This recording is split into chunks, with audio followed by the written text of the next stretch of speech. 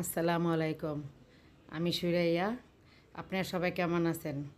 এই তো আলহামদুলিল্লাহ, আপনাদের বোন ভিডিও ব্লগার সুরাইয়া আপু ভালো আছে। তো এখন প্রচুর গরম, প্রচুর গরম। একটু অসুস্থ হয়ে গিয়েছিলাম গত 3 দিন। আলহামদুলিল্লাহ আজকে একটু সামান্য সুস্থ। তো আমি হাতে মাখিয়ে, যেহেতু প্রচুর গরম, চুলার কাছে এতক্ষণ দাঁড়িয়ে থাকা আমার সম্ভব না। তারপর এগুলি আমার 1 ঘন্টা লেগেছে পরিষ্কার করার জন্য। আর আপনার ভাইয়ার ভীষণ ভীষণ পছন্দ এই মুরগির হাড়, কলিজা, ঠ্যাং সব কিছু খেতে উনি অনেক পছন্দ করে। আর আপনার ভাইয়ার পছন্দ যেহেতু করে, আমি কিন্তু খাই না, আমার ছেলেমেয়েরাও খায় না। তো আপনার ভাইয়া যেহেতু পছন্দ করে, আর কি করার, কষ্ট করে হলো করে দিই। আর কাজের হেল্পিং দিয়ে পরিষ্কার করলে আমার মন মতন আপুরা পরিষ্কার হয় না। আর আমার কিছু কিছু কাজ আছে আমি নিজে করতে খুব পছন্দ করি। বিশেষ করে রান্নার কোনো কিছু মাছ মাংস বা এই যে মুরগির হাড়, এগুলি কিন্তু লোম টোম থাকে, তো সেই জন্য ভালো করে ধুয়ে পরিষ্কার করে হাতে মাখিয়ে রান্না করে নিচ্ছি। আর এখন যেহেতু গরম, কিভাবে একটু সহজ করে হাতে মাখিয়ে যা যা জিনিসগুলি আপুরা রান্না করা যায় ওইভাবে আমরা সবাই চেষ্টা করব। গরম যাতে চুলার পাশে অনেকক্ষণ না থাকতে হয়, রান্না হাতে মাখিয়ে রান্না করা যায় যেগুলি যেগুলি ওই সব আইটেমগুলি হাতে মাখিয়ে রান্না করা একটু চেষ্টা করব চুলার আগুন থেকে এবং গরম। আর আমাদের ফ্ল্যাটে আপুরা অনেক গরম, মানে পশ্চিম সাইডে ফ্ল্যাট, আর হচ্ছে একদম মেন রোডের লগে। আমি দনিয়া মানে সোনিয়াখড়া, ঢাকা, যাত্রাবাড়ি, সোনিয়াখড়া, বর্ণমালা স্কুল সংলগ্ন দনিয়াতে থাকি, বর্ণমালা স্কুলের সাথে।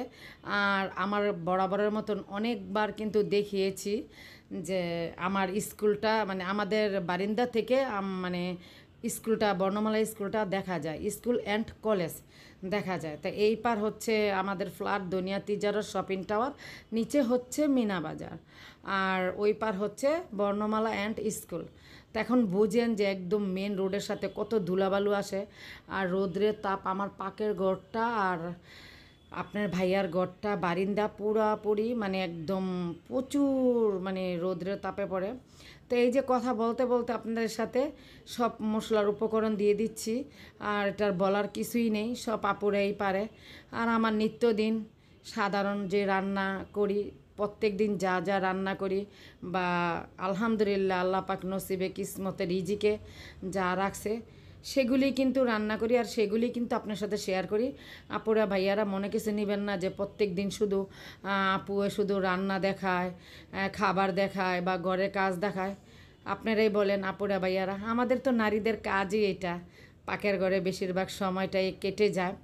আর রান্না না করলে ভাইয়ারা আর ছেলেমেয়েরা, আপনাদের ভাইয়ারা আর আপনাদের মানে আমার ছেলেমেয়েরা কীভাবে খাবে বলেন? হাজব্যান্ড আর ছেলে মেয়েদের জন্য তো রান্না করতেই হবে, এটা আমার শুধু না, অনেক আপুদেরই। তো আমাদের আইটেম কিন্তু কমই রান্না করি। অনেক আপুরা দেখি কত সুন্দর সুন্দর করে অনেক আইটেম রান্না করে। তো আলহামদুলিল্লাহ আমি তেমন কিছু পারি না। আমার নিজের থেকে আমি বিয়ের পর থেকে যেইভাবে রান্না করি, আর যা আল্লাহর পাক নসিবে কিসমতের মানে রাখে, সেইভাবেই খাওয়া দাওয়া করি আলহামদুলিল্লাহ।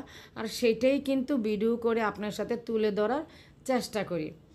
তো যেহেতু আমার ডেলি লাইফ, ডেলি ব্লগ আর বিডি ব্লগার, তো যেহেতু এই জন্য ডেলির রান্নাবান্নাই থাকবে, আর কি আর থাকবে। এই যে গরম, বাইরে তো ঘোরাফেরা করার এখন আর মানে খুব কষ্ট, সেই জন্য বাইরে যাচ্ছি না। আর ঈদের পরে কোথাও কোথাও বেড়াতে যাই নাই, খুবই মনে কষ্ট ছিল। মানে অনেক ইচ্ছা ছিল একটু এদিক সেদিক যাব ঘুরতে, কিন্তু যাই নেই। যাই হোক, এখন আমার হাতের বানানো মশলাটা দিয়ে দিলাম, আর এখন রান্নাটা ডান। আমি ফাইনাল লুকটা আপনার সাথে শেয়ার করতেছি।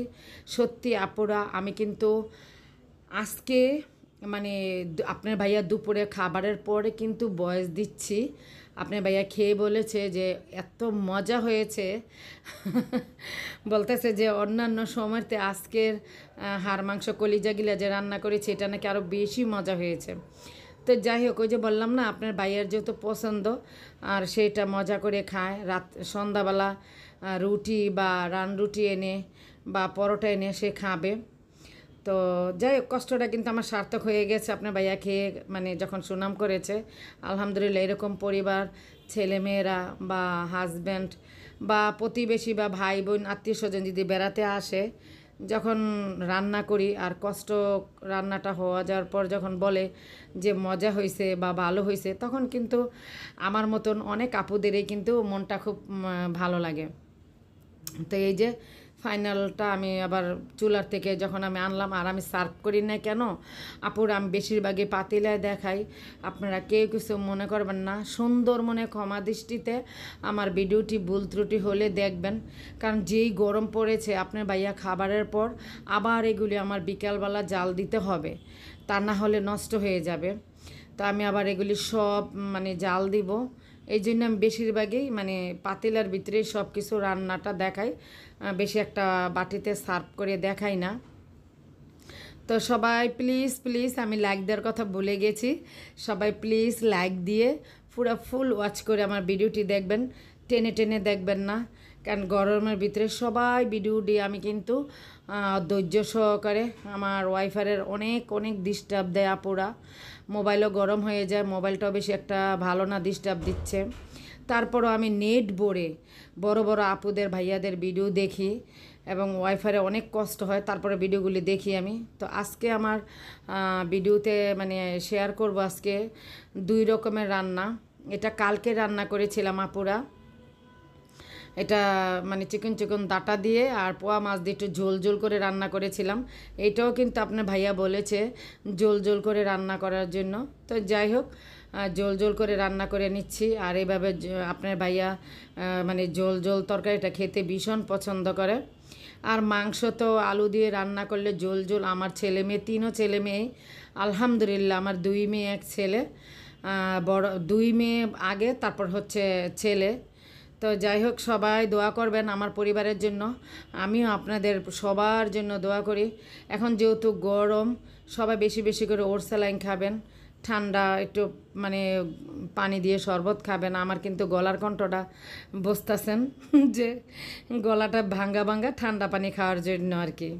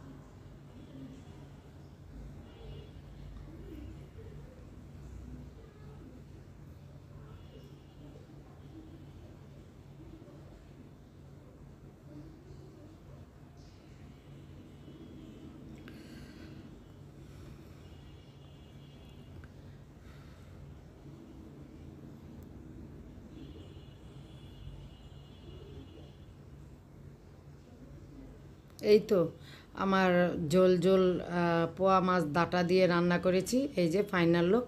দেখুন কত সুন্দর, হালকা তেল বেশি উঠেছে, বেশি কিন্তু তেল আর মশলা না, মোটামুটি।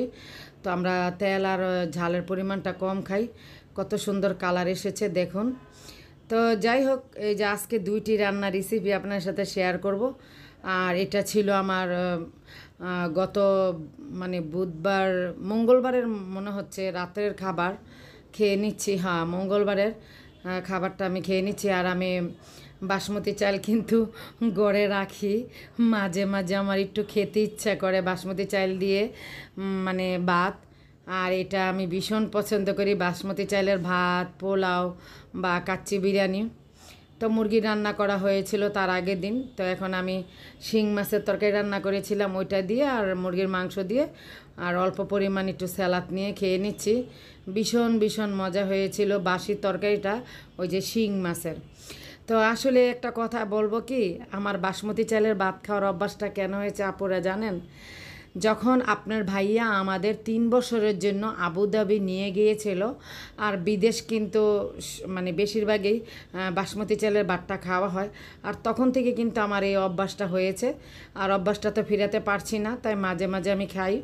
আর এটা ছিল রাত্রে, কালকে রাত্রে আমি দই চিরা কলা দিয়ে খেয়েছি, আর ভাত খাই নেই। এত গরম আপুরা, এত গরম, আর কিছু খেতে ইচ্ছা করে না, তাই এইটাই একটু ঠান্ডা দই নিয়ে আমি খেয়ে নিয়েছি রাত্রের খাবারটা, আর কিছুই খাই নাই। তো বরাবরের মতন আবারও বলছি, সবাই লাইক দিয়ে ফুল ওয়াচ করে ভিডিওটি দেখবেন। এই গরমে এরকম পানি জাতীয় ফল খাওয়াটা শরীরের জন্য অনেক উপকার। তো তরমুজটা এনে আপনার ভাইয়া ফ্রিজে রেখেছিল, এখন ঠান্ডা করে খেয়ে নিচ্ছি মা আমি।